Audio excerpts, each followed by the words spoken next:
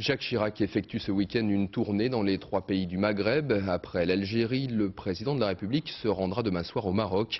À cette occasion, Reporters sans frontières demande au chef de l'État d'intervenir auprès du roi Mohamed VI pour défendre la liberté de la presse.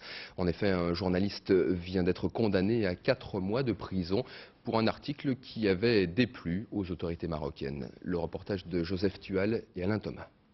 Pour tout un peuple, il symbolisait l'espoir d'une démocratie naissante. Espoir largement partagé par les médias marocains. Mais ils ont vite déchanté les débuts du règne de Mohamed VI pour la presse.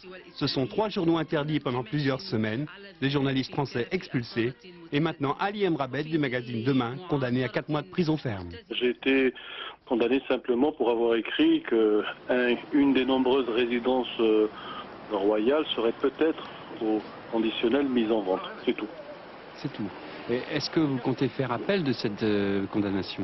Non, je ne compte pas faire appel parce que c'est un procès fabriqué, c'est un procès d'opinion, c'est un procès qui nous ramène à 30 ans, 40 ans en arrière et je n'ai pas envie de cautionner la justice marocaine qui est aux ordres du pouvoir politique. Ali Emrabet est aussi le correspondant de Reporters sans frontières. Et à ce titre, il aide les journalistes étrangers en reportage au Maroc. Une condamnation politique pour Robert Ménard, secrétaire général de l'organisation.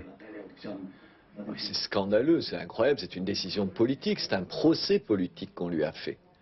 On lui fait payer le fait qu'il n'est pas servile dans un régime dont on redécouvre aujourd'hui qu'il est celui de toujours au Maroc, c'est-à-dire le père, tel fils. Mohamed VI, dans cette affaire-là, se déconsidère. Parce que c'est lui, la responsabilité, elle est là. Quand nous avons tourné ces images, Ali croyait qu'enfin les choses avaient changé au royaume chérifien.